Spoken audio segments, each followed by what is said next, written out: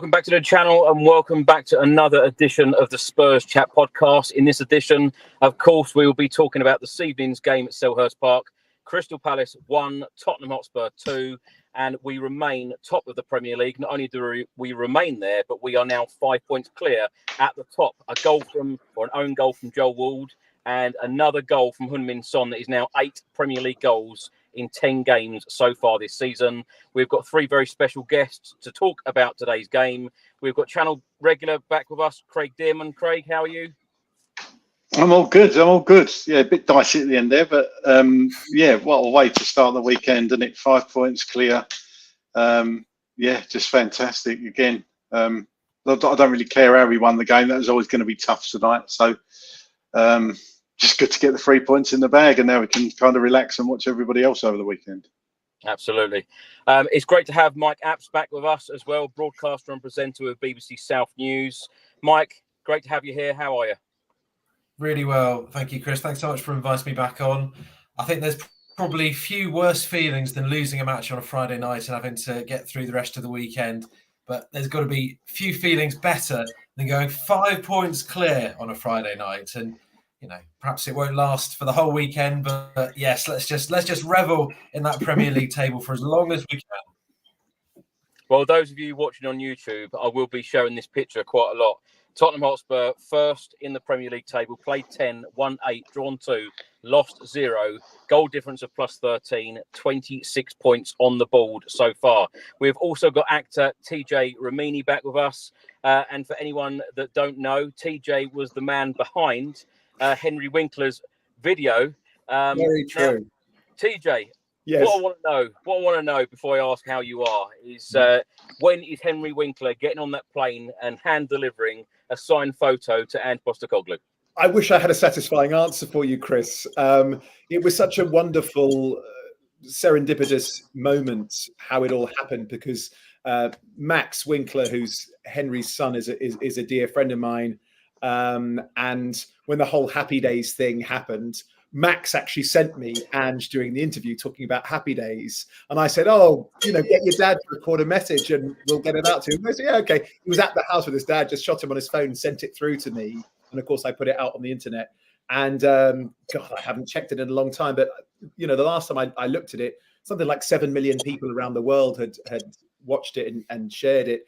I do hope that the club do reach out, because what a golden opportunity to put smiles on faces. You know, we're 10 games, we're still unbeaten, we're 5 points clear. Like Mike was saying, you know, it's Friday night for you guys back home. Not to one up you, Mike, but this, I tell you, having your afternoon ruined on a Friday here in Los Angeles, and then having to have a long weekend might be even worse. So it would be such a wonderful thing for the club to reach out and go, listen, we'd love to have Henry at a game. He's bang up for it, by the way, bang up for it. And Max, his son, who's my mate, is obviously football crazy as well. So what a wonderful thing it would be for the fans, for them to bring on the Fonz at half time, have him give Ange his poster and just wave. You know, I understand that we're a professional football club and there's games to be focused on. We don't want to detract from that, but it would just be a wonderful thing for the fans to enjoy. So I do hope that we hear more from Tottenham. And I'm here, and literally Henry lives 5 minutes around the corner, so would be very easy to implement. This has to happen. We have to get this to happen. Yeah.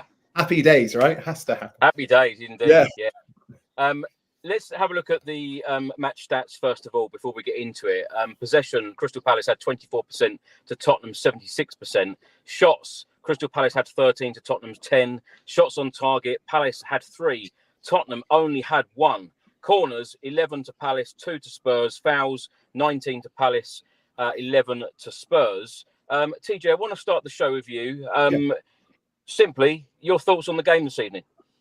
Number one thought was, listen, number one, great win. Craig and I were just talking about that, and obviously Mike as well. We're all sharing our delight of being, 10 games unbeaten, 5 points clear at the top of the table. Other than the win, and not to start off on a negative kind of vibe. And, you know, Chris, I've been on the show a few times. That's not my jam, not a very negative person. But I thought the officiating tonight was absolutely woeful. Actually, the reason why... I'm glad you said that. Yeah, brother, honestly, the reason why that's kind of my opening topic to discuss is that it was it was dangerous. You know, it was really dangerous. Like 3 different players, like scraped down from, you know, mid shin all the way down to the Achilles. You know, three different players that happened to, and not a single yellow card. There wasn't a single yellow card in the first half. What about accumulated fouls? Like, how many times does Edouard need to foul somebody? Joel Ward, I was so happy when he scored an own goal. Typically, I feel sorry for somebody who scores an own goal, even if it's Matip for Liverpool and the replay. What an idiot. But anyway, I felt sorry for him. You know, I've scored you play the game, you're going to score an own goal every now and again. It's the most dejecting feeling. But I was delighted when that went in, because what a dirty bunch. And it was so obvious that that was their game plan, was, you know, that very old-fashioned, this kind of 70s, 80s ways of just kicking lumps out of players. And we are a flair team, and we are a team that plays on the turn, you know, one touch around the corners. And those fouls are really, really dangerous. And of course, with the VAR debacle, that's why we had an even heightened level of aggression leading towards, you know, the last kind of 10, 15 minutes of the game. It's really poor show. It's irresponsible, actually, from the officiators. Goal or no goal, handball or no handball aside, your number one job is to protect the 22 players on the pitch. And I thought that was really poor. Great win, but again, that has to be, no pun intended, stamped out. TJ, do you go into games now, you know, watching it on the TV? Do you look at Spurs playing now and just automatically think that we're going to win? Because we're on an incredible run under Ange Postecoglou right now. What I was expecting is there's a shellacking coming. That, you know, we're going to absolutely take a team apart. I'm not sure who that's going to be. I watched it with 2 of my really good friends, both English boys. Both of them live out here. My friends Tommy and JB came round to my house and watched the game. I actually thought that the Fulham game should have been that shellacking. We should have been 4-0 up by half time in that game. We looked a little bit not complacent necessarily, but just profligate, really, in front of goal. I didn't think today was going to be that game. I did think that we'd win, yeah, because as we've heard over the years, and I think there is some method to this madness, that winning itself becomes a condition, a state of mind. You do get used to it. You know, those great teams from the past, you know, those great United teams under Sir Alec, and I won't mention the others because I don't want to mention who they are, but, you know, you get those teams that just get up ahead of steam. You know, City under Pep, they just get up ahead of steam and they expect to win. So you can almost see that philosophy has bedded in with the players, even the young ones, like, you know, Pape Sarr, just you know, at the 89th minute, just, you know, running back and just winning possession. You know, that kind of fortitude and resilience is something that typically takes time, and yet under this extraordinary man, this extraordinary manager, and you know how, Chris, you're going to be showing that photo rather a lot for people on YouTube. It's coming again, I can sense it. There we are. I'll give my crystal ball a polish. Is that I will also be leading into the fact that I am half Australian.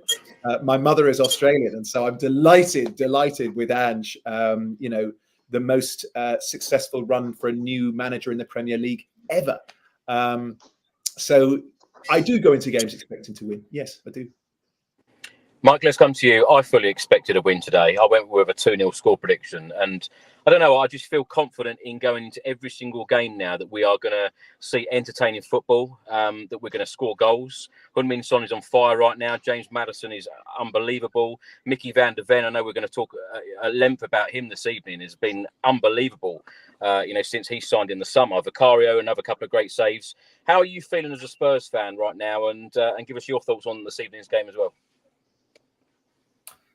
It's just such a wonderful time to be a Spurs fan, isn't it? I mean, I felt this was going to be a tougher week than maybe people were expecting it to be, in the sense that, you know, Fulham at home, okay, Monday night, we'd had a long break, a long chance to get our players back from the international football, and that was something that played into our favour, and we came through that okay.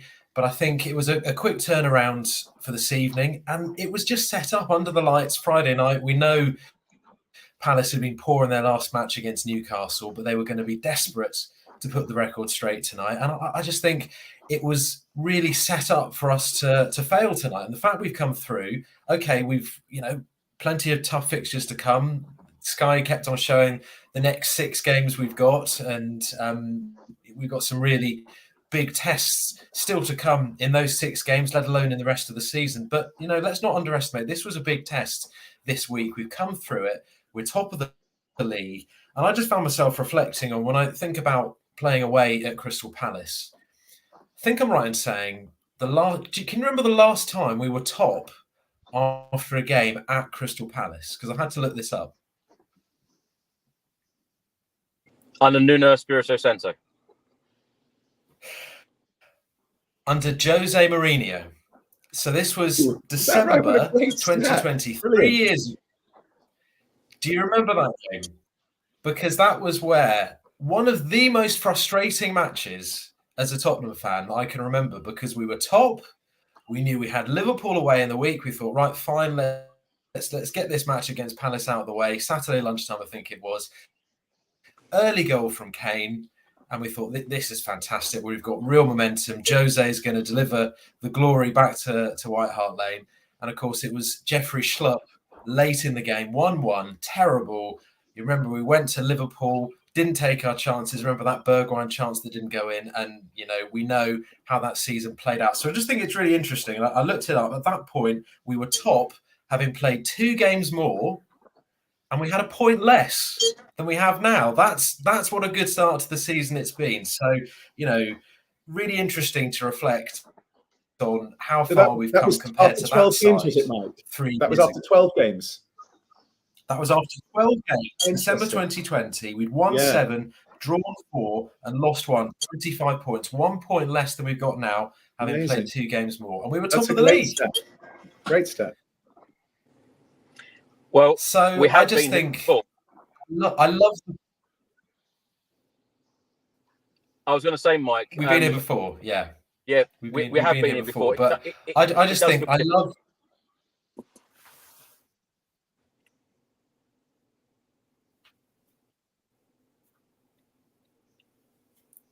Mike, you still there?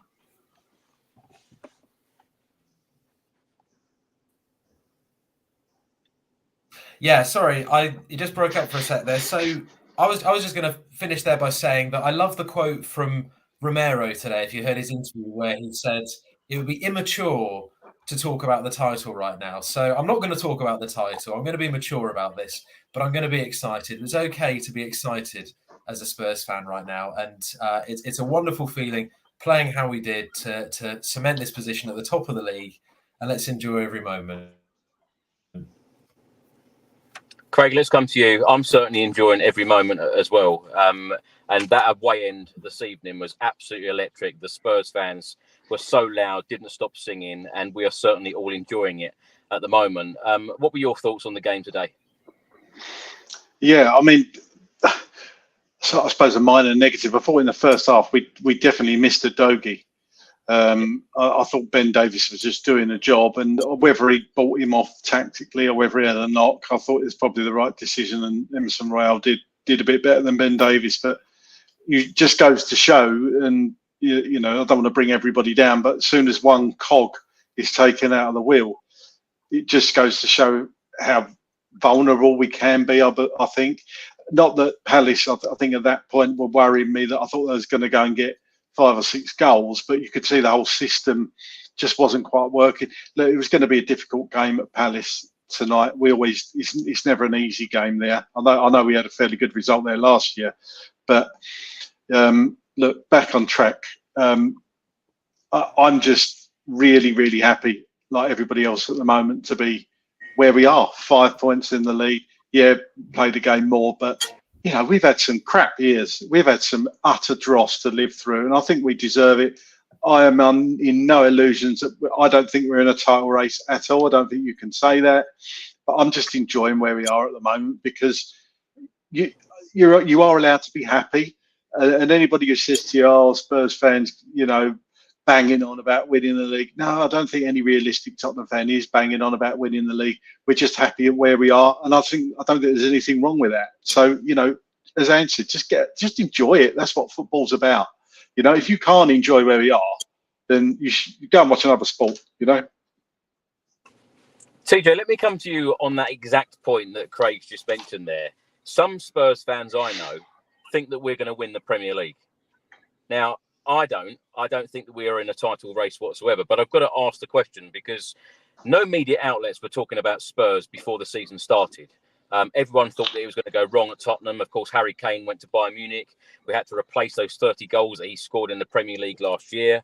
Of course, we've seen Ange Postecoglou come in. We've seen everybody step up. Heung-min Son's scoring goals galore at the moment, 8 in 10, as I mentioned. Because of this good start that we've had, has your expectation now changed? And what do you expect Spurs to do come the end of the season? And also, do you think we're in a title race? A multi-tiered question there, Chris. Thank you.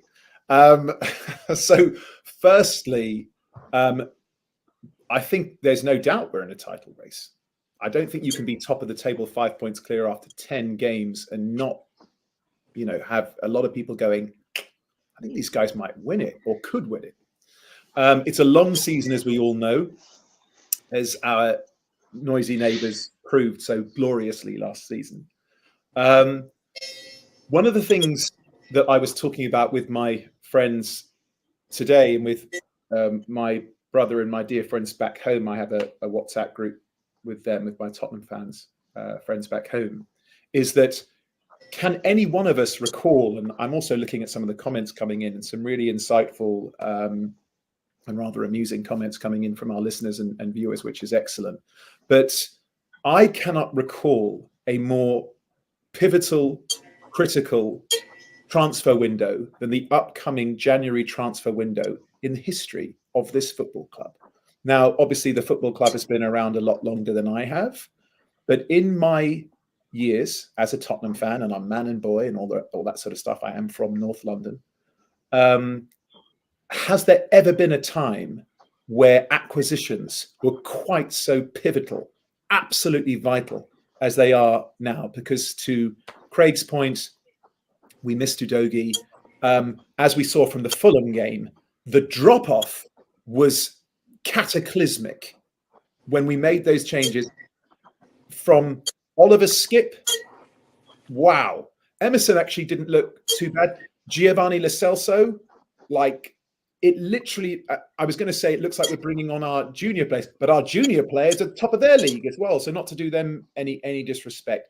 The drop-off from our starting 11, I think our starting 11 is as good as any team in the Premier League right now. So if one is assessing, can we win the Premier League? If you look at the starting 11, of course, people are never going to give us our propers, right? When I know they do this in England a lot, you know, where they'll ask a panelist, typically somebody who's on Match of the Day or somebody who's on Talk Sport or, you know, somebody who ever kicked a ball ever in England. They go, well, what's your combined 11? You know, Arsenal, Tottenham combined 11, United, Tottenham combined 11, Chelsea, Tottenham combined, City, you know, Burnley, Tottenham, and you've got 9 Burnley players and then, you know, Heung-min Son, you know, and so we're never going to get our propers, but we're definitely in a title race because we just are. Numbers don't have an opinion, they don't care,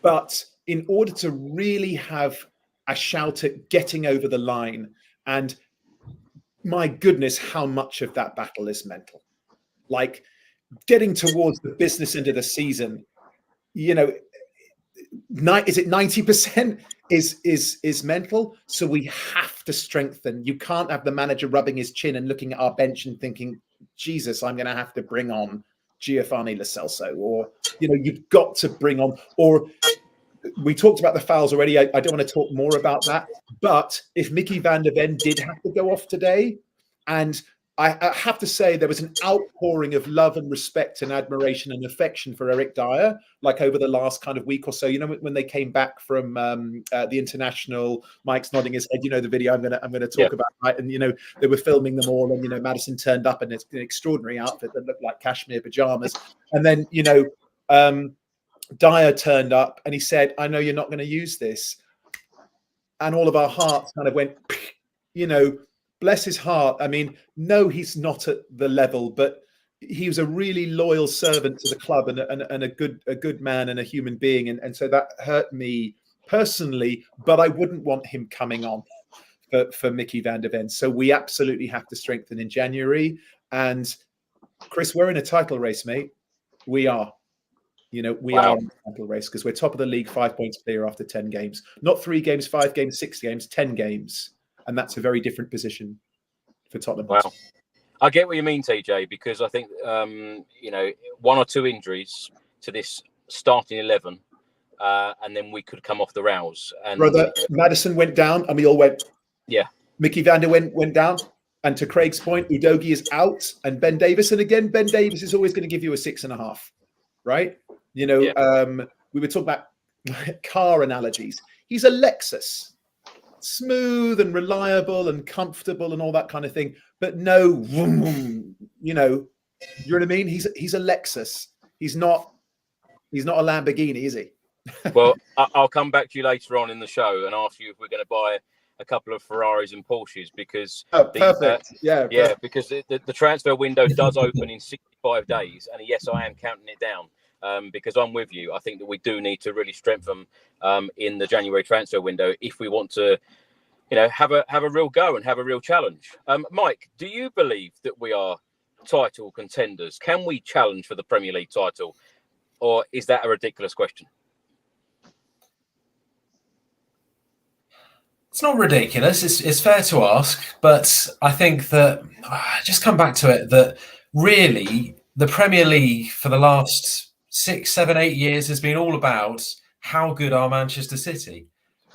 It's Manchester City's to lose each year, quite frankly. And that's a big question right now. That's the first question you have to answer.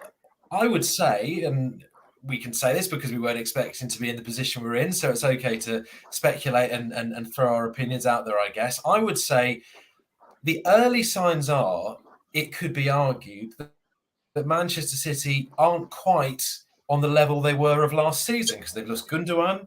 Haaland isn't firing on all cylinders right now. De Bruyne is out long term.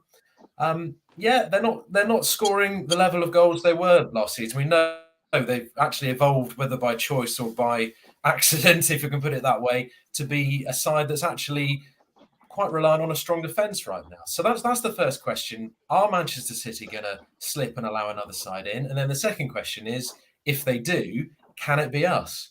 And yeah, I think January is so important. I actually feel that now, the weeks are going by. We're basically now in a 2-month run through to that January transfer window. And if we can effectively nurse this squad through, because that's how it feels right now. I think we all look at particularly Son and Maddison and say, how are they doing? Are they going to be able to come through? It's encouraging that both of them in these last 2 matches have probably played the most football they've played all season, certainly in most games where Ange just felt able to leave them on the pitch for that length of time. But no, can we sort of get them through and then look at just, upgrading or at least getting good backups in a few positions? And I don't think anyone's mentioned it yet. I've got to be the first person to say Richarlison.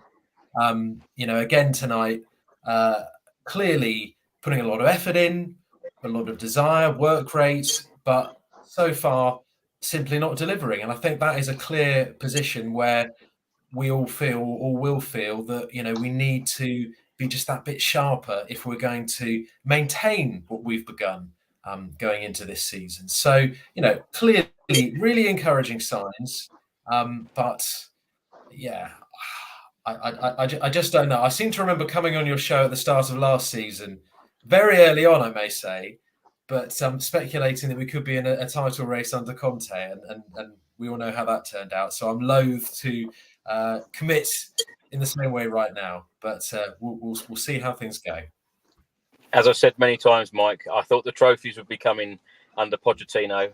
I certainly thought they'd be coming under Jose Mourinho, Antonio Conte. Yeah, we've been through it, and we've been through some dark shows in the last couple of years. So it's nice to be smiling and watching this entertaining football at the moment. Craig, let's come to you because you mentioned earlier you don't think that Spurs are in a title race. Has your expectation changed now? Should Spurs finish in that top 4 spot because of the great start that we've had?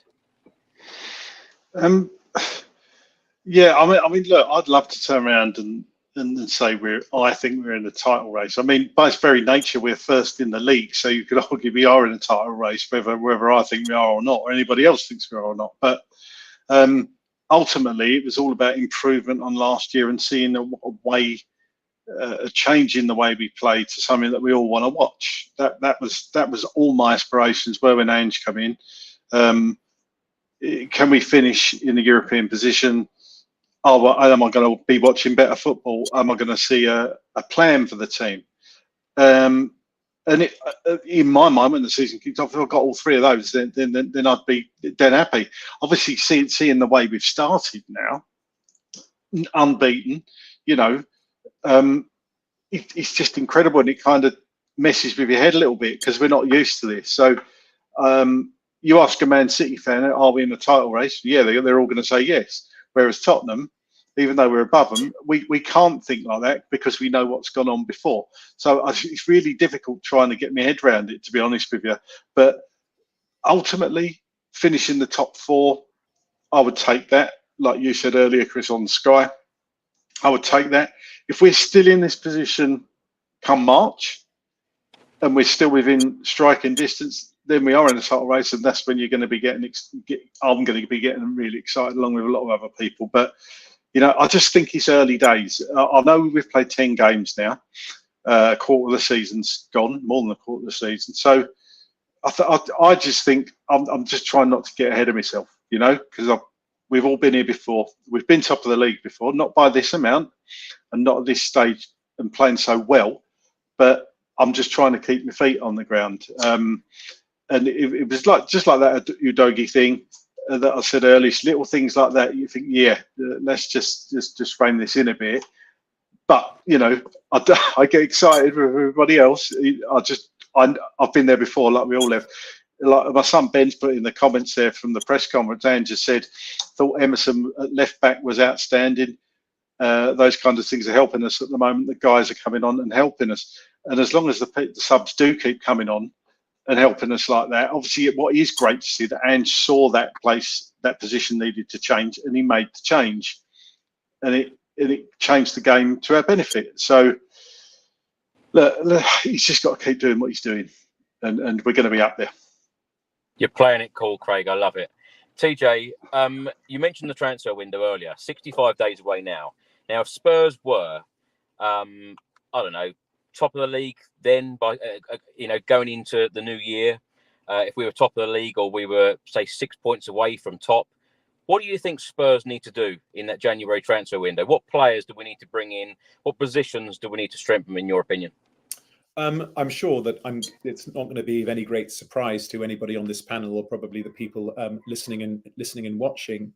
I mean, there are a couple of things to do with the transfer window, and again, some of the people on the comments were saying it's also vital that we keep certain players and offload certain players.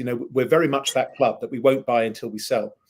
At the Fulham game, again, I was talking to my friends and theorizing, sort of hypothesizing that if we were either in first or second by January, would the club be in a position to turn around to our sponsors, to like AIA and to like Cinch and Nike and various Audi, various sponsors that we have, and just say, listen, we're potentially on the cusp of something monumental here.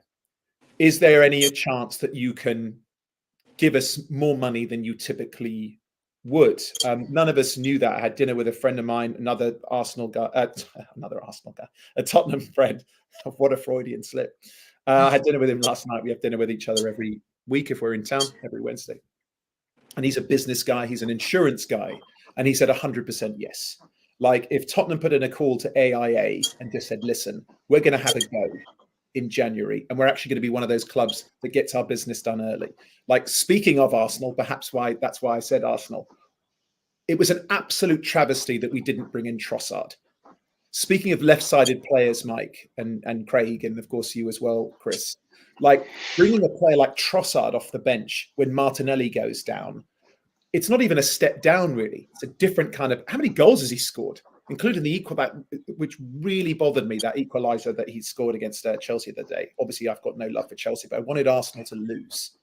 And so missing out on him for £18 million because we were like, oh, well, maybe I'll shoot you a text after lunch, and oh, I'm just going to pop the kettle on and then I'll send you an email, and oh, I'm sorry, the lift broke down, and then Arsenal went, sorry, how much do you want?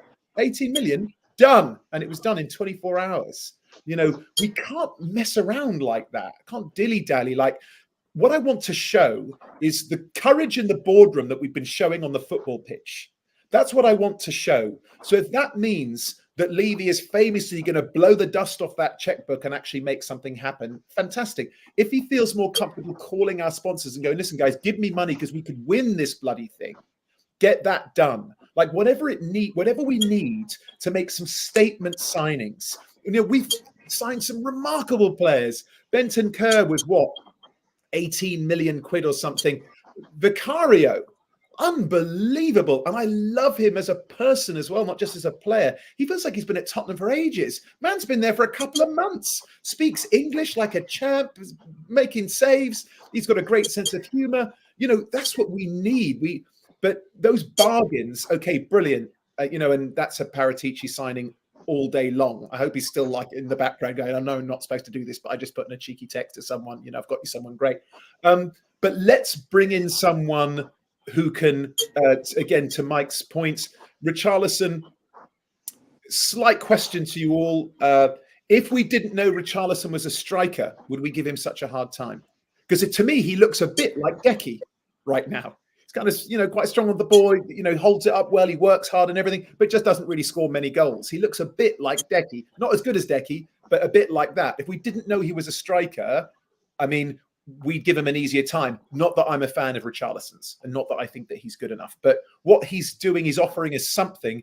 But is that going to be Brennan Johnson? How good did he look?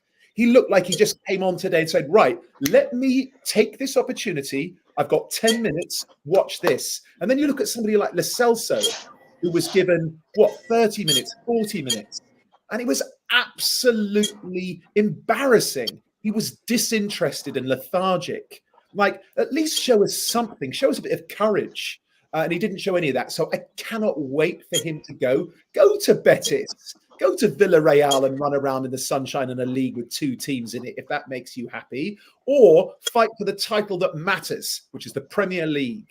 So I don't want anything to do with somebody like that, but we need to make a statement in January and show we think we can win this bloody thing. TJ, just coming back on that, Yeah. we've obviously seen as Spurs fans many transfer windows where we probably haven't done enough. Now, do you think that things will be different? You mentioned Daniel Levy there. Do you think that his attitude will be different if Spurs are sitting? It's an opportunity, Chris. I know. We're on the cusp of something. It's 10 games, right? By Christmas, what will it be? Is that 16, 17? Is it 20 games? Like, is it more than that? I don't know. I'm not a maths guy. But, again, if you're in and around there, if you're like 5 or 6 points, either at the top or second or third, you're 2-3 players away. We need a centre-back desperately. Romero has been absolutely faultless. He's been the best he's ever been. And he's not doing any of that stuff. He's not kicking lumps out of people because, no disrespect to him, he doesn't have Eric Dyer on his back. He's got a guy next to him. He'd be like, Mickey's like, if you lose that, guys, no worries. Watch this. Got it back. Carry on. Speaking about sports cars, man's a McLaren. You know what I mean? Oh, got it back. No problem. Carry on, guys. If one of them goes down, we're in big trouble. And like Mike said, we need more firepower on the left and the right. Is it Brian Hill? Is it Brennan Johnson? Do we already have that player? Do they need a bit more time? I suspect it's neither one of those. So we need to bring a couple of people in. And also in that central midfield, without Basuma, thank goodness for Benton Kerr. And also, I don't know, did anyone notice this? Either listening or watching or you guys, Benton Kerr looks 20, 30 pounds heavier, no? He looked like an absolute lump. He was always like a long kind of, gangly kind of dude, an amazing player, an absolute Rolls Royce, and he just slotted straight back into it when he came on today. Unbelievably talented player. But he also looked like, man was buff, which was good to see. Yeah, so many positives, and of course we haven't even mentioned that Bentancur coming back today in action for Tottenham Hotspur since February, of course, after his ACL at Leicester. Mike, let's come to you. I want to ask you the same question about the transfer window. What do Spurs need to do? Do you think that Ange Postecoglou will be fully back? Do you think things will be different this time around? I really hope so, because what I hope is that, without being overly dramatic, Daniel Levy and the board view this year, this calendar year, as almost a near-death experience. Because I feel everyone argues about whether we should be Levy in, Levy out. It's been the debate for 20 years now at Tottenham, hasn't it? And I've kind of come down on different sides of the fence at different times. But to me, the one time where I would say unequivocally Daniel Levy got things wrong, not as a football man, but as a businessman, was how he handled the departure of Conte, where I found it, I've never had anyone explain to me, forget whether Daniel Levy knows anything about football. Everyone says he knows what he's doing when it comes to finance, when it comes to business. What an absolute dereliction of duty to allow us to go into that, the final 10 matches of the season with what he had in charge, Stellini, and then scramble around for Mason. I just couldn't understand, when you consider it was the difference between getting the right manager in and qualify for the Champions League, get the Champions League money, and who knows, maybe even keep Harry Kane. That was our sliding doors moment, the fact that we threw away last season. But somehow, out of the wreckage of last season, we have come upon Ange Postecoglou. And, whether you say it's down to brilliant management in the end by the board to find him, or whether you say they've just been incredibly lucky to get him, the fact is this chance has fallen for them, and it fell for them with Pochettino, and arguably they didn't capitalise on it. You could argue it fell for them with Harry Redknapp, and they didn't capitalise on it. When we think about that window where we brought in Sahar and Nelson, and we didn't invest at that key moment when we could have really kicked on. So you just have to wonder, is this different now because of what went on last season, because of, without going into detail for obvious reasons, what we know is going on off the pitch with Tottenham and the ownership and the headlines that the club got embroiled in over the course of the summer with that? Is it just that little feeling that maybe if we don't take this chance, will there be another chance this good with Daniel Levy in charge? You just don't know. You just don't know what the future has to hold. So I hope it's going to be different. I hope we're going to capitalise on it. And obviously it means more strength in defence. So we're not just on that knife edge of if Romero or Van de Ven goes down, as we've said, then we're really scrabbling around to find anyone who's capable of maintaining that formation, that style of play that Ange wants, and obviously take the pressure off midfield. But Bentancur coming back, we can't be asking too much of him too quickly, but that is a massive lift to have him in there as an option again. So hopefully, he is, as the cliche goes, as good as a new signing. Craig, let's come to you on the January transfer window.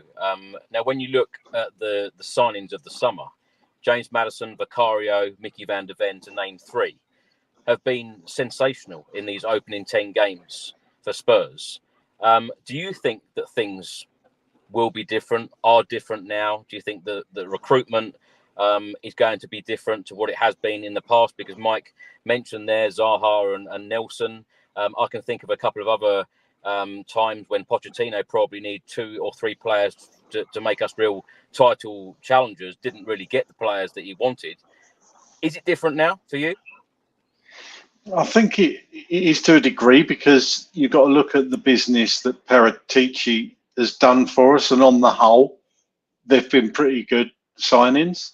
I think the January transfer window is a completely different kettle of fish. I've never really understood it. Why? I get that players' values go up in January, but I've always been of the opinion that if you want somebody, just go and get them to a degree, unless they're like 40, 50 million overpriced. He wanted Porro last year, and we did get him, albeit on the last day or one of the last days of the window. That rumbled on. I think what we need to do is be identifying our targets early and getting them early in January, because if we get to the new year without having any major injuries to key players, we've done very well. And that's what I said the other night on the stream, that Leicester season when they won the league, they kept all their big players fit for a majority of the season, and that was key for them. I think if we did do that, we would stand a very good chance of finishing high up in the table. But I don't think we've ever really been that lucky. You might get that lucky, but I would rather have those reinforcements in. So I think they need to be identifying those players, and Daniel Levy needs to learn from previous errors here and say, okay, we have got a bloody good chance here, and he needs to back the manager. Ange will be telling him who he wants. And the beauty of having Ange, it seems to be, he doesn't really go for these big names just because they're big names. He's brought in some players that, if we're brutally honest, a lot of us probably never really heard of, like your Vicarios, your Van der Vens. Might have been names you've heard in conversations or read on Twitter once in a while. But that guy is going back to what Ali told us back in the summer, Chris. He scouts the market. He knows the markets that we don't know. Like we haven't seen him bring in players from the Asian market, like the Japanese league. And you think you might bring a Japanese player that we've never heard of, and he's sensational. So don't be expecting major names. But I'm safe in the knowledge that if a player comes through that door, and I've never heard of him, Ange obviously has, and he's done his homework. And it's the player Ange wants. And if it's a player Ange wants, then that's fine by me. And I think that's the key thing. We haven't got to be spending hundreds of millions. We just got to get the right players in that Ange wants to play. Yeah, that's exactly what I was about to say. And TJ, let's come to you on that, because it's not sometimes all about spending big money. We've seen us spend big money before. Tongion Ndombele, Giovanni Lo Celso, as you mentioned. Yeah. Of course, Richarlison's having a tough time at the moment. You spend big money, you don't always get the quality that you think you are getting, but the recruitment has to be better than recent years. And the summer, shows that it can be done. TJ, what do you think has really changed at the football club? Because as you also alluded to, the under-18s top of the under-18 league, the under-21s top of the Premier League 2 table. The women are even third in the Women's Super League, and Robert Villaham has been named as or nominated as manager of the month today. Men's first team, of course, 5 points clear at the top of the Premier League table. This can't all be down to Ange Postecoglou. What do you put it down to? I think a lot of it is down to Ange Postecoglou. I think, again, at the upper echelons of sports, the margins are so fine. You're talking, 1%, 2%, 3% maybe of this mercurial, nebulous substance, right? Which, if anyone could bottle, I tell you what, Tony Bloom's almost bottled it at Brighton. What an extraordinary man. But I think somebody like Ange comes in, and it's a bit of a cliche, but changes the culture. So if you look at how oppressive Conte was and how negative Mourinho was, and also both of those guys, they're almost too famous for Tottenham. They're too famous. They're these huge stars. And Mourinho loves being a star. He loves it. He loves the limelight. He loves being a celebrity. He's still probably the most famous manager. He probably is. It's probably still Mourinho. If you said to someone, who's a football man? Well, you got Mourinho. Not that he's the best, but he's the most famous. And so Ange, he's so wonderfully Australian. He's so grounded. He's so egalitarian. He's got this wonderfully dry sense of humor. He's kind, and also he loves football, and it's brought him so many of the greatest things in his life. I'm sure we've all seen the interviews, right? I mean, he talks about his relationship with his father was really founded and galvanized through football. His dearest friends that he met when he was a little kid playing football. His wife, worked with a previous football club who knew somebody, and he owes his life to football. How is that not infectious? Because ultimately, I know, as to Mike's point and the genius businessman that Daniel Levy is, we are an entertainment company. But that entertainment company and real estate company was founded off the back of a football club. And so that attitude and energy, I think, has permeated throughout, Chris, because otherwise, what is it? Like, why are we so different this season to last season? And so I think that that's been completely transformative. And it was almost from game one. And so there is something very special about this man and how these players have bought into it, and how some of those players, Bissouma, Sarr, Pedro Porro, transformed. You know, players who were there actually last season and are entirely unrecognizable to this season. So I do think it's down to him. Yes, I do. TJ, do you think that Postecoglou will be the next guy to guide Tottenham to a trophy? Yes. Mike, let's come to you. Let's talk about the game this evening. Of course, we made a couple of changes. Bissouma and Davis were in. Højbjerg and Udogie dropped out. The starting 11 as follows: Vicario, Porro, Romero, Van der Ven, Davis, Bissouma, Sarr, Maddison, Kulusevski, Son and Richarlison. On the bench this evening: Forster, Royale, Dyer, Højbjerg, Skip, Bentancur, Lo Celso, Brian Hill and Brennan Johnson.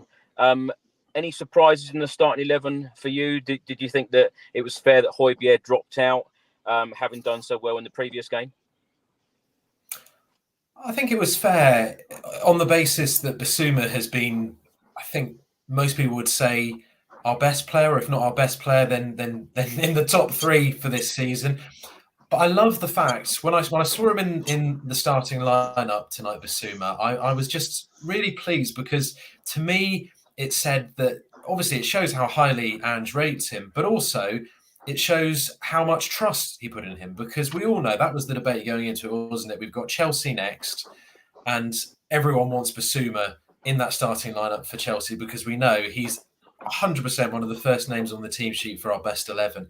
But Crystal Palace away on a Friday night, you'd have just said that has got Bissouma yellow card written all over it, wouldn't you? Because that is exactly the type of match in which he's been ill-disciplined this season. And the fact that he came through, okay, he came off after an hour, didn't he? Which I guess was kind of sensible game management in the end from Ange to bring on Højbjerg at that point, and also just to say, okay, let's protect him a little bit. But no, it was to me just not giving Crystal Palace a sniff of anything that they could have in the dressing room of them sort of taking the view, oh, we're not being taken seriously. They're resting players because Chelsea are coming. We've got an opportunity now. No, this was kind of the strongest team we could have put out. And I think Bissouma, let's give him some credit for how he played tonight. You know, he was doing what he's been doing throughout the season. It's that moment, the ball where it comes out from Vicario to him and he picks it up midway through the half, and he's got caught out a couple of times with that, but generally speaking, he's so rock solid and able to take the ball under pressure and start making things happen. And just to see him slot back in and do that again was really encouraging to see. And I just think you know, there's food for thought there, of course. You know, I don't want to pick on Richarlison. I'm not totally down on Richarlison. Social media before the match that Brennan Johnson was going to get the nod ahead of him. And the fact that he came on and got an assist tonight, I think will strengthen the case to maybe say that he could force his way into the starting lineup for the next match. But generally speaking, I think that was a statement from Postecoglou to say we're a strong team. We're in form. We can cope with this schedule of the quick turnaround from Monday to Friday. And led by Bissouma in that midfield, I think they absolutely delivered tonight. Craig, let's come to you. Bentancur on the bench this evening, and of course he got minutes at the end, and got a fantastic reception from the Tottenham Hotspur fans, and all of the players were pushing him towards the away end at the end. It was a wonderful moment.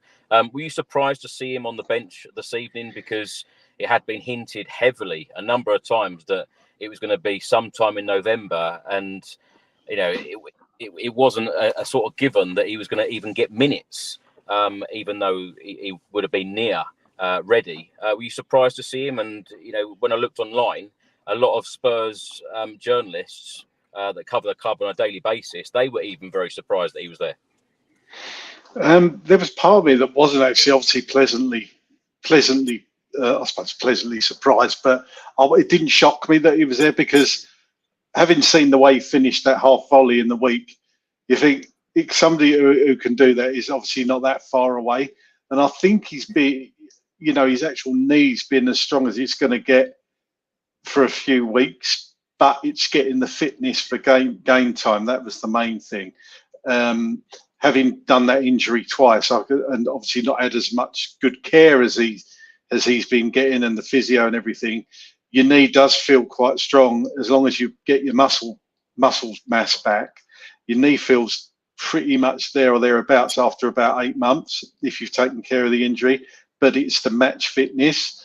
All right, the level I played at was nowhere near the level he plays at, but you've still got to train this as well, because it's psychological as well. When you've done that injury, you don't want to do it again, and there is part of you that thinks, I don't want to go in for those challenges. So don't be surprised that he doesn't go in for balls in the first few weeks that you've been used to seeing him.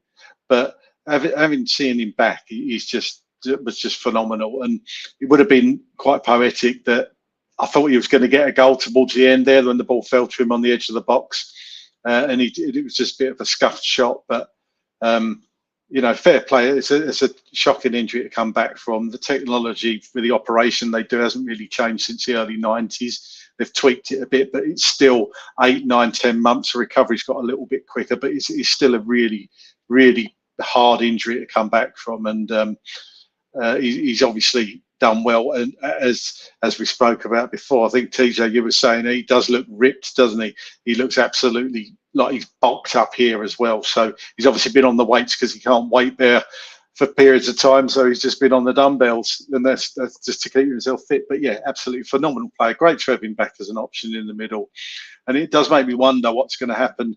I would imagine perhaps that Højbjerg or Skip might go in January because of his return.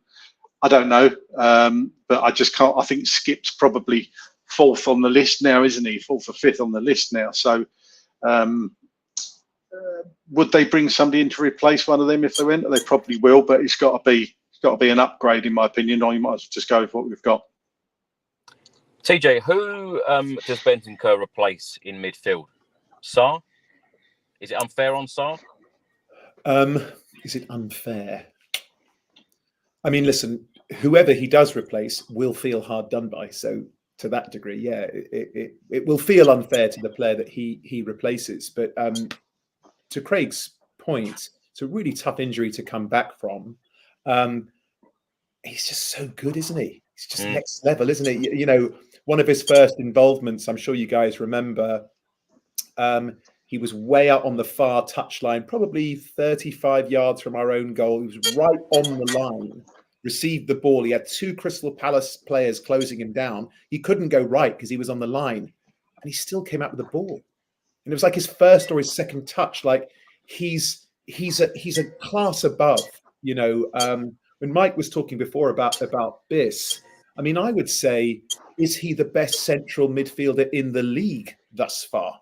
Like, let alone our second or third best player. And I think you're right, because there are so many players at Tottenham who have been performing at such a high level. Sonny, Maddison, Vicario, Romero, Van der Ven, Udogie, at such a high level.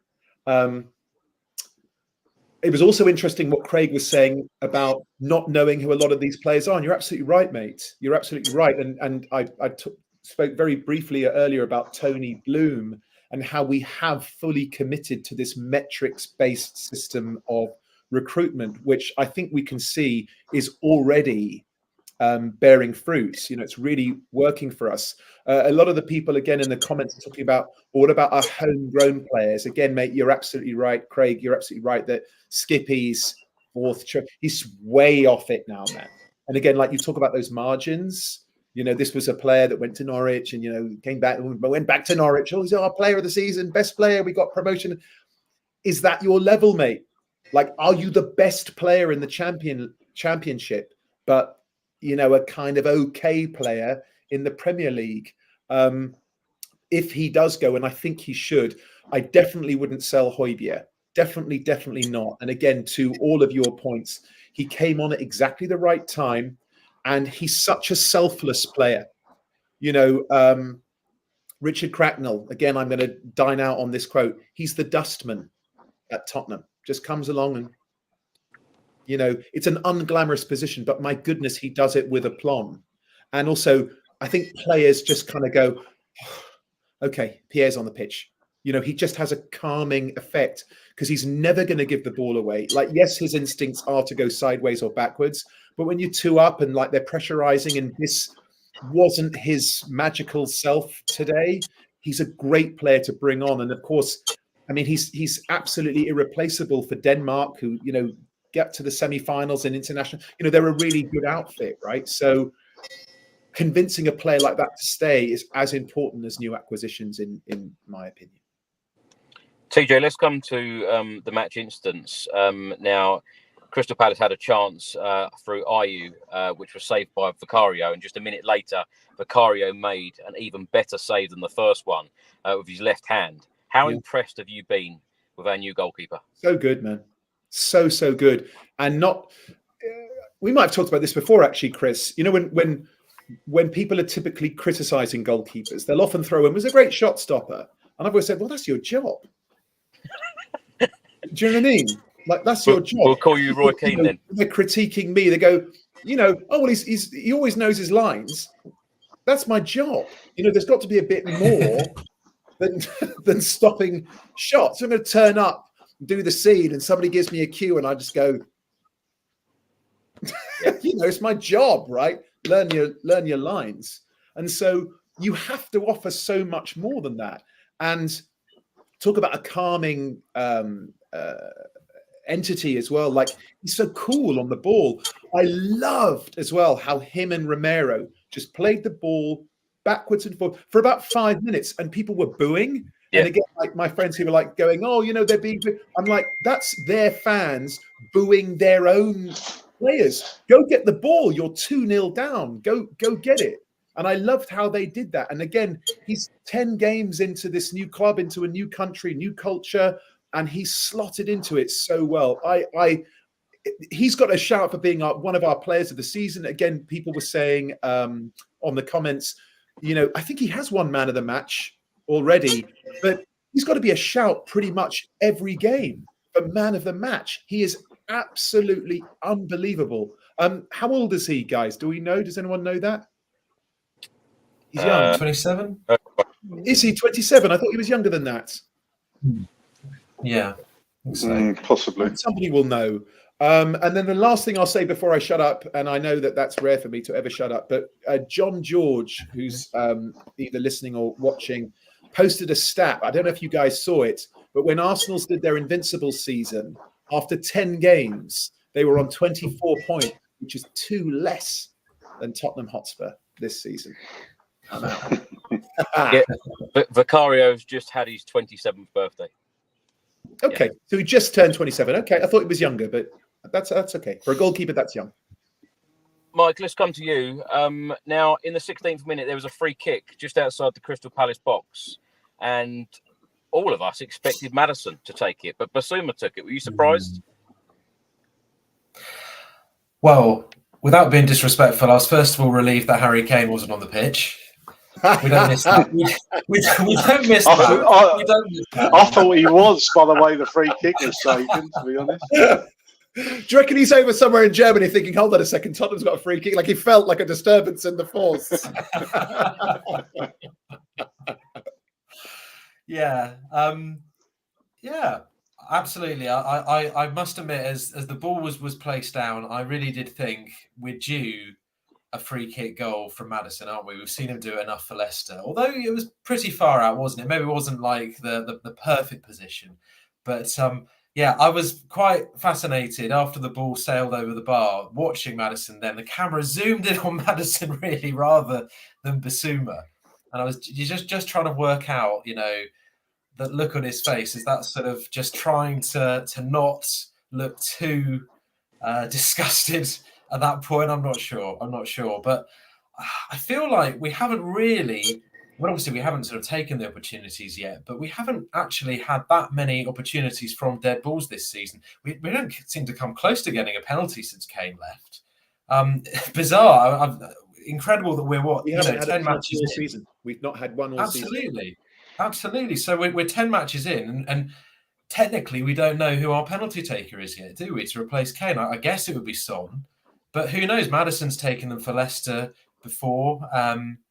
We'll just have to see. But I mean, I wonder actually if that's something that Ange is referring to when he was sort of critiquing the second half against Fulham, and he was saying it's actually in the attacking third that he feels we're still a real work in progress, that it needs to be a bit more natural. And I feel particularly some of those runs that Sarr was making in the match, where the overlapping run, and you just feel we can get that going a bit. Incredible engine he's got. We need to get these players bursting through into the box, because that is where the stray leg comes out, and we can actually start to capitalise. Because forget whether we got Kane or not, I don't think anyone would have believed going into this season that we'd have had the start to the season we've had and not have a single penalty. So surely that's got to be something we've got to work on. But yeah, I feel like we haven't had our fair share of dead ball situations yet. Mike, let's stay with you, because in the 17th minute, Kulusevski put a cross in. Richarlison headed it down. Maddison shot over the bar. 3 minutes later, Richarlison had a shot from distance that went wide. Was it a case of credit to Crystal Palace in that first half, because we failed to actually record a shot on target in the first 45 minutes? They certainly frustrated Spurs in the opening period.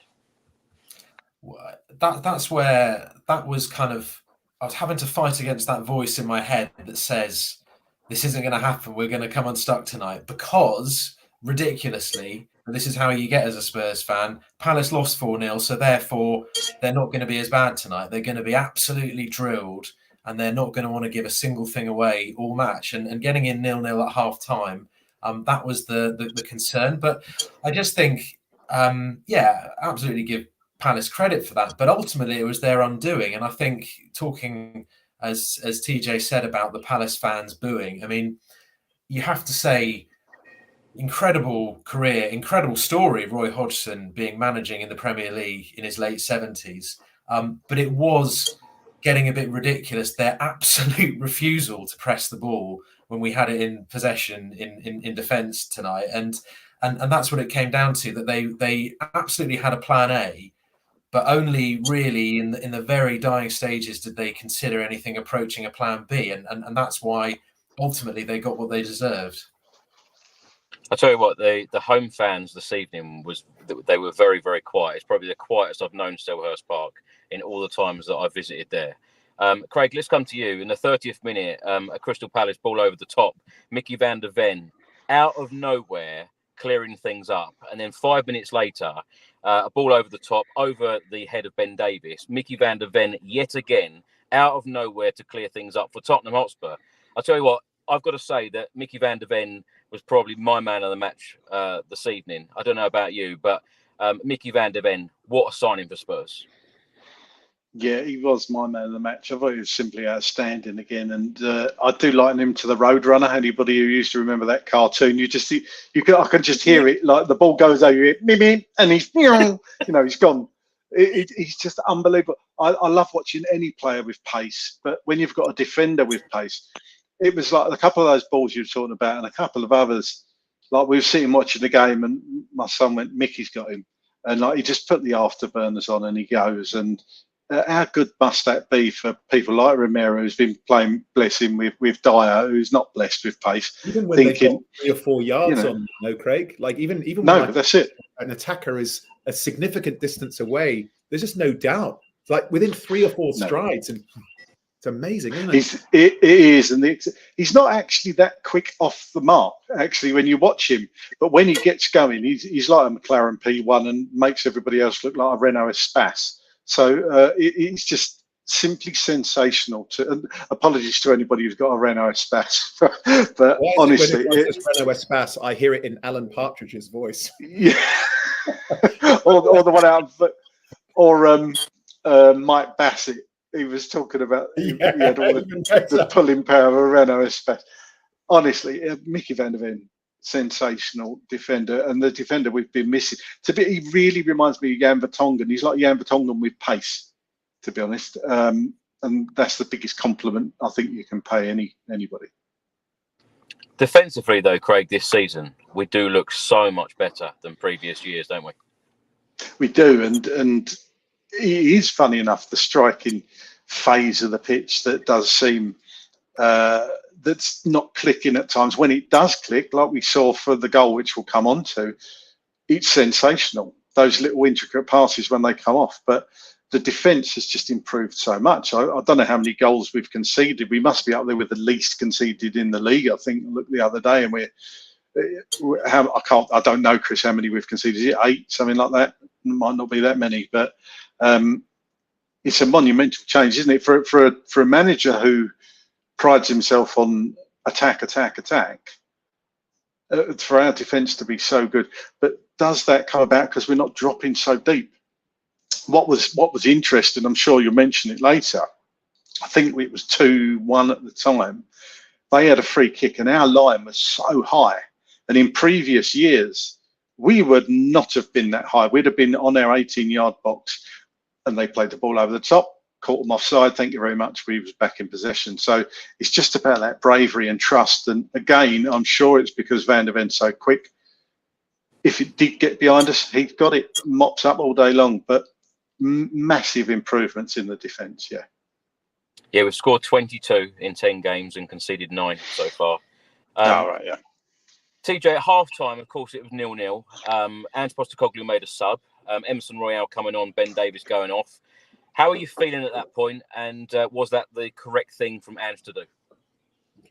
We definitely needed something to change. So, yes. We made hard going of it in that first half. But again, look, to Mike's point, right?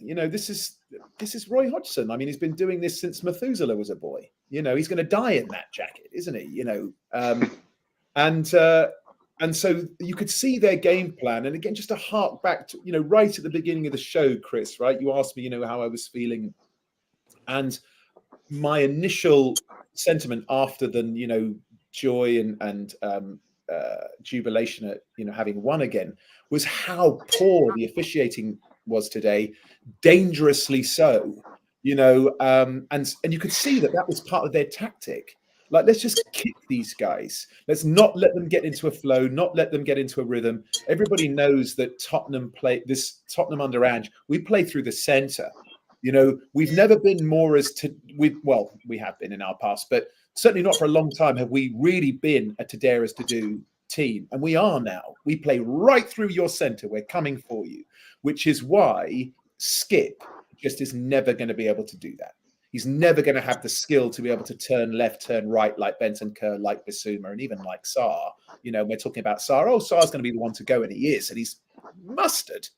And so I just think that was their tactic. So being 0-0 at half-time, fair enough. And again, to Mike's point, they didn't have a plan B, did they? Because if you do want to go to a plan B from, well, let's just hit these guys and, not let them get into a rhythm.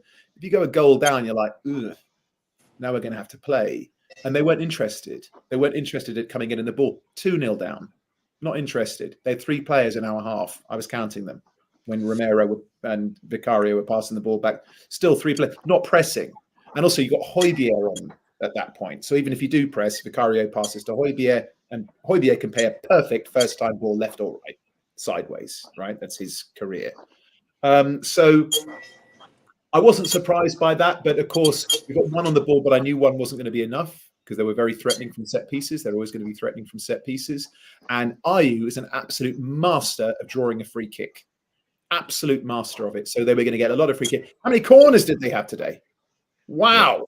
It was extraordinary. But again, they didn't look that threatening. I just don't know where goals are going to come from. And other than an unbelievable handball, how does nobody call that? They wouldn't have scored. They wouldn't have scored today. Yeah, it did seem very obvious, but we'll come on to that. Mike, let's come to you. In the 52nd minute, Crystal Palace had a chance across from the left. It went across the face of goal. No one there to tap home. And then a minute later, Tottenham Hotspur actually took the lead through Joe Ward's own goal. Great work from Sarr. What have you made of Sarr so far this season for Spurs? I think, I hate to hark back too much, but it's hard not to when you just think of almost Sarr is kind of emblematic of where Conte just confused us, just completely confused us as fans, where circumstances meant Sarr had to be given this chance that no one thought he was truly ready for, of being alongside Skip in our midfield at the San Siro last season. Came through it really well and just didn't figure after that. And you think, is it a case of just the wrong attitude in training, naivety? Is it something we don't know? And the last 10 matches have given us the answer that it was just poor management from Conte to just freeze him out. The guy was ready, and you have to wonder how he would have helped us in those closing matches. You can't see us losing 7-1 at Newcastle with Sarr's level of commitment. But there we go. I should probably let that go now. But I think I think that Ange in pre-season gave an interview where he just waxed lyrical about Sarr. I think it was one of those almost kind of end of press conference type questions that was thrown at him, perhaps on the pre-season tour, and they said, have you been impressed with him? And he was like, well, how can I not be? How can you not be impressed by this guy? This guy has got so much talent and incredible attitude. And you always find yourself sort of thinking, is he going a bit overboard? This is dangerous to say about a 19, 20-year-old player. But no, he's been absolutely fantastic. I mentioned his work rate. I mentioned his engine, the fact that he's able to, make overlapping runs late in the game, despite all the work he puts in. And it's just great. That moment when he had the air shot, he was trying to cross the ball and he missed the ball and he was down flat on the ground. But I just found myself sort of thinking, obviously he got stick from the Palace fans, but as Tottenham fans, okay, it's easy when we're winning, but I think we all just feel he's such a talent, he's such a player that's got to be nurtured, and we just accept you've got to take the rough with the smooth of a player that age. At least he's trying these things, at least he's being encouraged, got this great relationship, it seems, with Son. They've really bonded there, and perhaps he's taken him under his wing. That's the suggestion. And I think that he's got a very high ceiling, Sarr. I just hope that he stays injury free, because I think he really can be a key player for us for a number of years if we can keep him fit. Craig, let's come to you. In the 64th minute, Postecoglou made a double change. Johnson and Højbjerg coming on, Richarlison and Basuma going off. And then just 2 minutes later, Spurs went 2-0 up. Of course, Heung-min Son got Tottenham's second goal. Great work from Johnson and Maddison. Son has now 8 Premier League goals in the 10 games that we've played so far. He only scored 12 Premier League goals last season. Is this Heung-min Son officially back? And do you think he'll win the Golden Boot the way he's going? I think you've got to say he's back, haven't you? I mean, I was never convinced that he was finished. Like, a few people had written him off completely, but look, he's playing back to how we all know he can play. He's obviously playing through the middle, so he's going to get more goals. He's in that centre forward position, and it was interesting in the post match interview. He said, "I don't mind playing on the left. I'll basically play wherever." But it seemed like he's always got a smile on his face, but he's got an even bigger smile. The proper Sonny smiles back now, and to see that, and he has got a chance at that Golden Boot. I think. I mean, you're up against Erling Haaland, and that's going to be a tough call for anybody to beat him. But you've got to be in it to win it. He's made a terrific start to the season, and I think we're really lucky to have him and almost have not a ready-made replacement for Kane, because you can't replace Harry Kane. But if you've got the goals coming and flowing, and he's moved into that centre forward position, now we've got Maddison. Maddison's kind of replaced that half of Kane that did the playmaking. So perhaps we kind of have, And I know some people don't like us talking about Harry Kane on this channel, but do you think there's a little tiny part of him that's sitting there thinking, I wish I'd stayed, or was the problem me? Because he's a human being. He's going to be thinking that. I know I would be thinking. And, for me, he wouldn't make us a weaker team. we'd probably be in the same position we are now. And he might have even signed a new contract. Who knows? Who knows? And it's all ifs and buts. But, you know, he's gone and we're left with Sonny, who's a more than ample replacement for Harry Kane in that position, as he's proved with his goals he's been scoring so far. And we do see more of a team than we ever have done for the last 2 or 3 years. So all is rosy at the moment. Yeah, I think with Harry Kane, he certainly wanted European football that, of course, we couldn't offer him this season. TJ, on Heung-min Son, is it the fact that he was named captain by Postecoglou? Is it the fact that he is playing in that central role? What do you think has really changed with Heung-min Son this season? Because he looks a happy chappy. Yeah, he does. And again, to Craig's point, you know, I think Sonny on his worst day is still about a 7.5 on the happiness scale. You know, that's just how he's built. He's just the loveliest young man. And an outstanding player, and I'm so delighted. I think we all were when it was given the armband. You know, it's so special to us. We love him personally and professionally. Just a lovely man, a great ambassador for the club in every way. You know, every video of him, he's just a delight. I don't know which show it was, which football show it. I can't even remember after which game it was. And he was doing an interview on the pitch. You know, he had the microphone. Remember, he laid it down like it was like a newborn child. Luton. You know, he's just such a thoroughly decent human being and a wonderful footballer, but in that order, in my opinion. So yeah, being given the captain's armband, entirely justified and completely deserved. And it's just given him that extra little bump as well, because you can tell as well that he takes his profession and his responsibility as a role model so very seriously. And so now I've got more responsibility to really represent this club. I am the captain of this club, and that's really meant something to him. So yes, I think that has given him a little, you know, sprinkling of something. I also, well, to his own admission, he wasn't fit, right? Last season, he wasn't fit. He's fully fit again. And, you know, he's the man.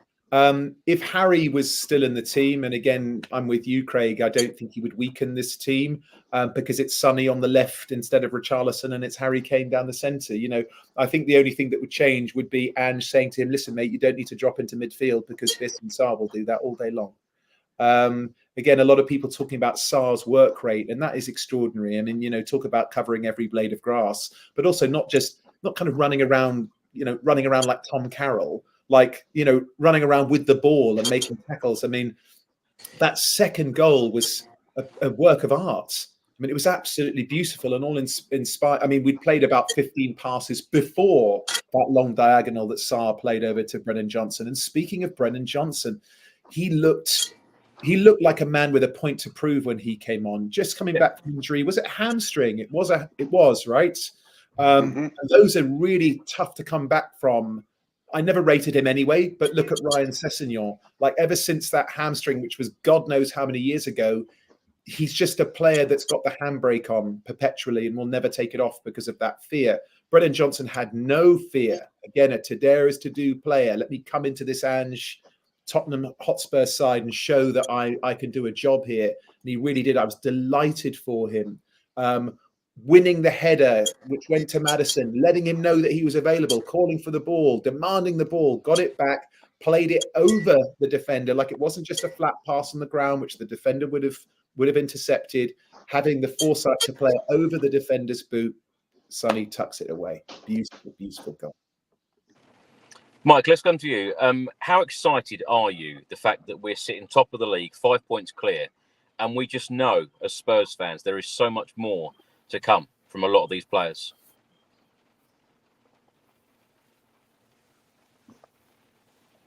Sorry, you broke up for me then. Do you mind saying that again? I was saying, how excited are you right now, the fact that we know that there is so much more to come from a lot of these players?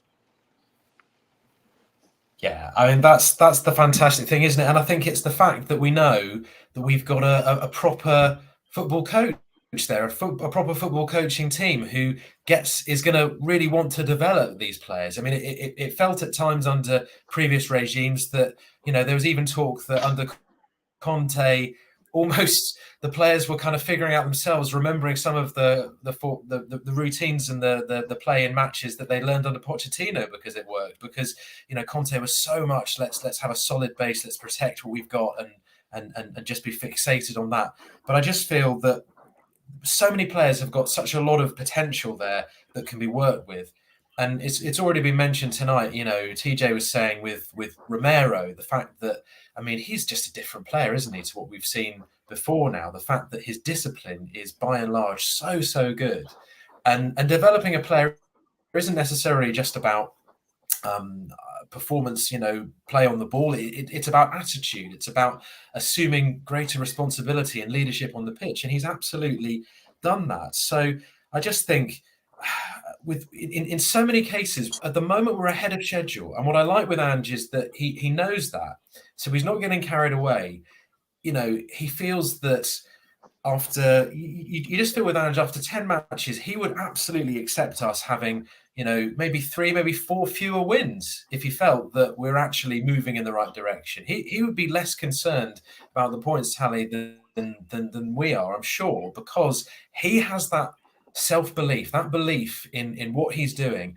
And you can see he's carrying the players with him. And that is so crucial. And it can be something that, you don't tend to get long reigns at football clubs like Sir Alex Ferguson had at Manchester United. It's very rare in the modern game. It's a passing thing of something that's so hard to capture, to get the dressing room with you. But Ange has got it right now. And it's just that feeling that everyone is moving in the same direction and wanting to be the best they can be right now.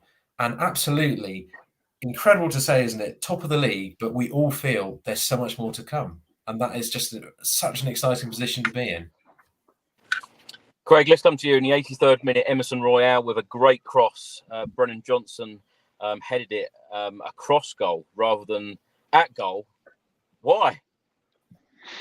I couldn't tell. I didn't see a repeat of it, but I just thought it was to an acute angle. I might be wrong. I didn't know how far he was the other side of the post, so the camera angle wasn't clear from where I was watching. But I personally would have had to go for goal no matter where if I was in that area, I would have had a head at goal unless he saw somebody that was probably in a better position. That's the only thing. He's not known for his heading, is he? But yeah.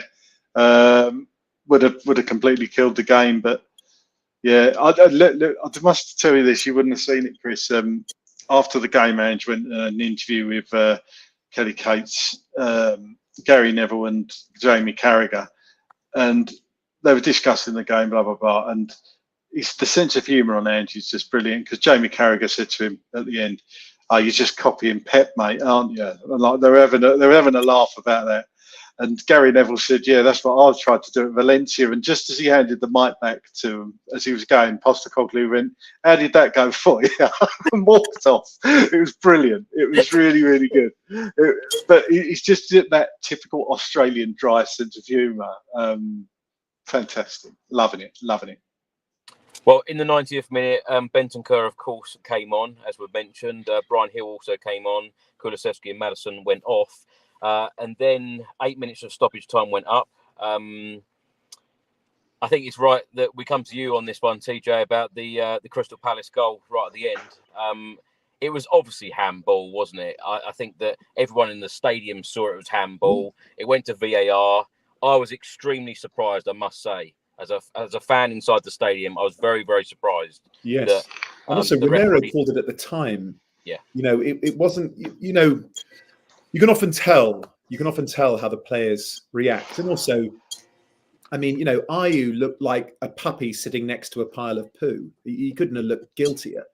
And there are, even on the commentary here, would have been different commentators to what you guys would have had back home. While they were looking at it, they were all saying, "I don't know why this is taking so long." Be like, "Yeah, he's tried to control it. It's hit his arm, but so this is going to be given as handball. Like, yeah, this will be given as handball." And it went on for minutes, and they're going, "I don't know why." And of course, myself and my friends are going, "Clearly handball. He hasn't intended to handle it, but it's handball, and that's the new rule. Like whether you intended or not, if it's a handball and then you score a goal, it's handball." I don't want to delve too deeply into it. I was thinking, is it because we had the VAR controversy? I don't even want to mention those guys and all that nonsense that followed.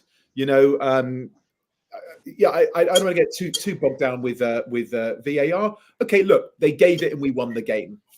The end. Yeah. Well, of course, next up, Monday week, we face Chelsea on Monday, the 6th of November. Of course, Pochettino will be returning to the Tottenham Hotspur Stadium for the first time since being sacked back in 2019. TJ, let's start with you on this. Chelsea at the moment have played 9. They're sitting 10th in the Premier League table. They've won 3, they've drawn 3, they've lost 3. Their last game, as you mentioned earlier in the show, they were 2-0 up at Stamford Bridge, drew 2-2 against Arsenal. What do you expect in this Chelsea game? Do you think Ange Postecoglou will make further changes to the starting 11? Perhaps Brennan Johnson coming in for Richarlison? Will Basuma keep his place? Will Højbjerg be back? What do you think? I think it will be the same starting 11, other than I think Richarlison might miss out to Brennan Johnson because we've got that work rate and we've got that industry and everything on the right side of the pitch with Kulusevski, and also Kulusevski is a greater goal threat than Richarlison. I mean, the number one thing about the Chelsea game, and again, people have already been talking about it on the comments, is that I hope that Poch is welcomed. He is a Spurs legend. He loves Tottenham, and I have tremendous affection for Poch. I'm really disappointed that he went to Chelsea, but look, it's business, right? This is his job. He has a family, he has wife and children and all that kind of thing, But Chelsea. Sorry, mate. Say that again. But Chelsea, TJ. I know, mate. I know. But, his family's here in London. Where would he go that we would feel happy about? It would have to be outside of the country, right? And that just wasn't really a practical thing. And so I hope that we show him respect. And then I hope we absolutely take them to the cleaners. That shellacking that I was talking about earlier, it could well come at Chelsea. It really could, because, and again, to Craig's point, the players that we brought in aren't these star names with these massive price tags. That's Chelsea to a T. I mean, they've spent over £1 billion, and it just isn't clicking. It's kind of starting to come together, but for the money that they've spent, talk about ROI. Like, my God, I mean, they are so upside down on that house. It's remarkable. So I feel more confident winning that game than I did going away to Selhurst Park on a Friday evening. I think we will have a point to prove. I don't think there'll be anybody in that dressing room or in that stadium who's not fully motivated and ready to go. Yes, they'll be arriving thinking, let's knock these guys off their pedestal, top of the league and all that kind of thing. I don't think they have enough for us. So I think it'll be the same starting 11, but Richarlison will make way for Brennan Johnson. TJ, just coming back to you on the Pochettino thing. If you were standing right next to the tunnel as Pochettino was shaking hands with Ange Postecoglou, what reception would you personally give him? Round of applause. Good luck, and I hope we stick it up you. Mike, let's come to you on the same question. Chelsea at home next up on the 6th of November. Pochettino's return. Do you think it's another 3 points for Tottenham?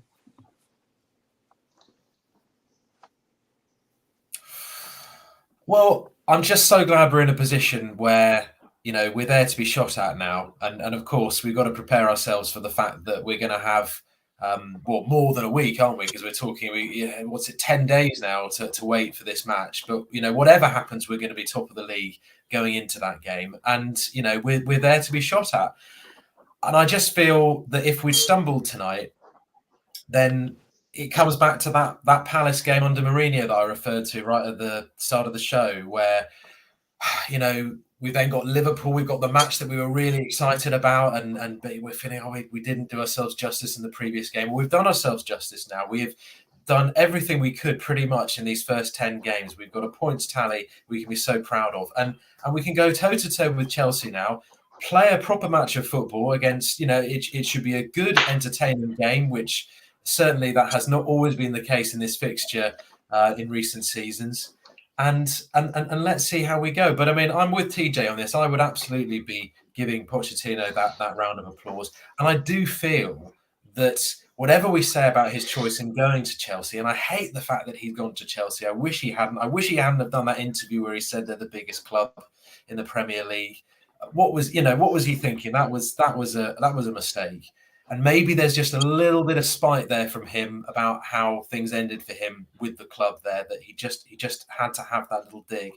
But nevertheless, I personally believe that if we go back to the end of last season with 10 games to go, I think if it had been Daniel Levy on the phone to Pochettino now and said, come in for these final 10 games, I think he'd have said yes. For all the fact that he sat on the sidelines and watched Lampard floundering over the end of Chelsea's season, I honestly believe Pochettino would have come back at the end of last season, and I honestly believe we'd have got Champions League football and we'd have kept Harry Kane, and who knows? But, we are where we are. We all made the decisions we made, and I'm content with the decision we made because we've got a fantastic manager, we've got a fantastic set of players, and I'm really looking forward to this match. I'm not as confident as TJ. I love TJ's confidence on this. I'm not as confident as him on that, but I think it's going to be a cracking match. I can't wait for it. And, the one thing I'm watching in that respect is, in terms of that starting line, is Udogie. Could he come back in? Because I think he would be a big miss for this match. I'd love to see him out making those overlapping runs and maybe even waiting to get his first goal in Spurs colours. That'd be fantastic. Craig, same question to you, and I think I'm with TJ on this one. I think the best welcome for Pochettino would be like a 4-0 Tottenham win. Yeah, can't disagree with that. Thank you for the memories. I do resent the fact he went to Chelsea. It's nearly as bad as going to Arsenal, in my opinion. I get you have to work, but, you just wait it out. You take another job somewhere else, in my opinion. But, it is what it is. He chose to go there. He said some things that's going to rile the Tottenham fans, but to be honest, he's not our manager. So I don't dislike the guy. Hate's a very strong word. I've got fond memories of Pochettino. As I say, I wish he hadn't gone to Chelsea, but it is what it is. If in the future he comes back and be our manager, all those people that hate him now will love him again. So we're very fickle as Tottenham fans. But as you say, he'll shake Angie's hand. I would imagine it would be about 50-50 perhaps. Perhaps I'm being optimistic for him. I don't know. Perhaps he'll get a fairly warm welcome and a lot of people will boo him. I don't know.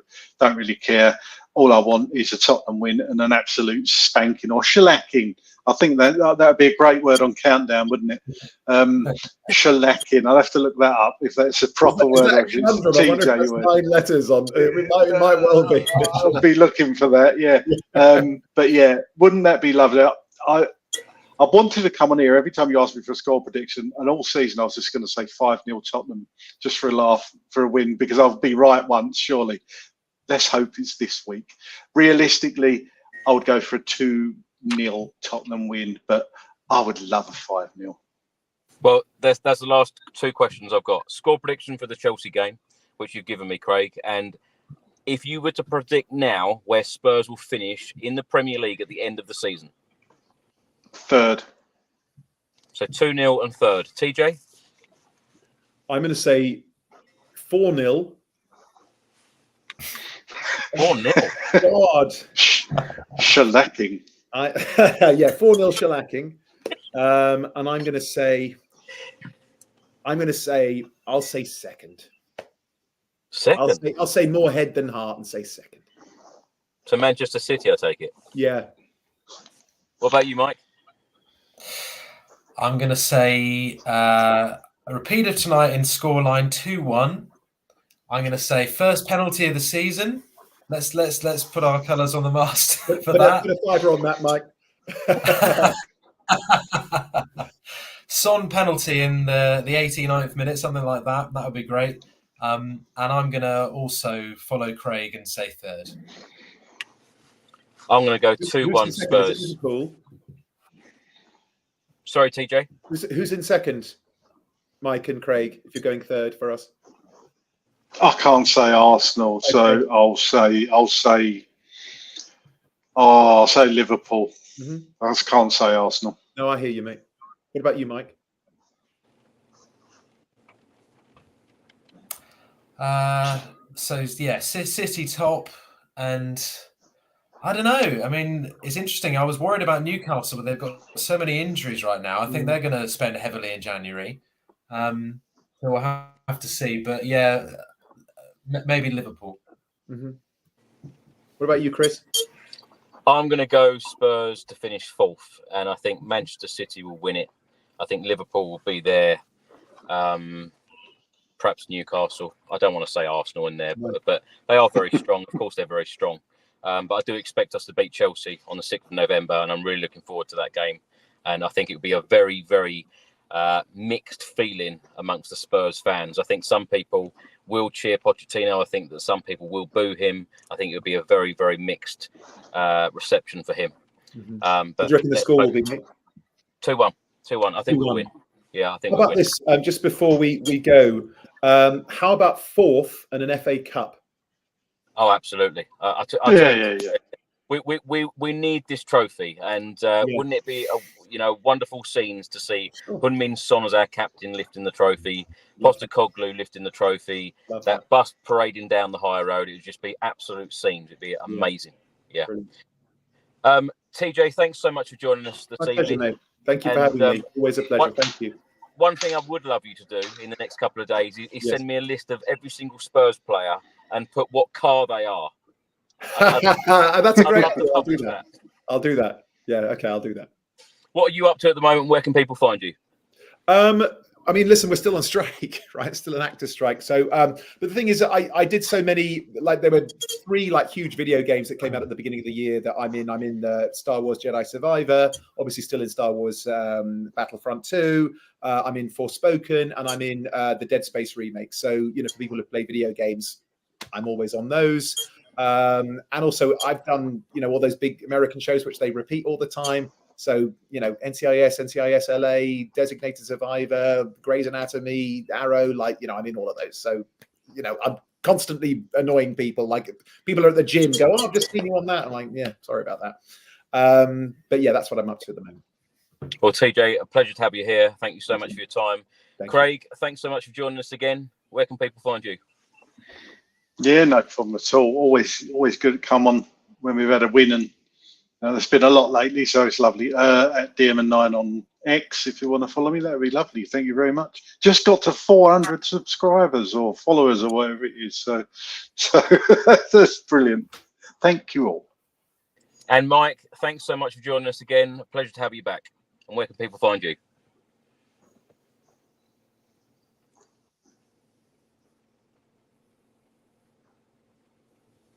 Somewhere with very spotty Wi-Fi. I think we've lost him. But thanks for watching, everyone, and thanks for listening. Are you back with us, Mike?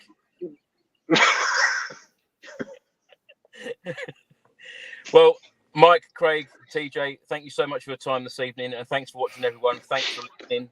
And we will be back Monday week when, of course, we play Chelsea. Hopefully when we've beaten Chelsea and remain top of the Premier League table. Thank you for all of your support as normal. And come on, you Spurs.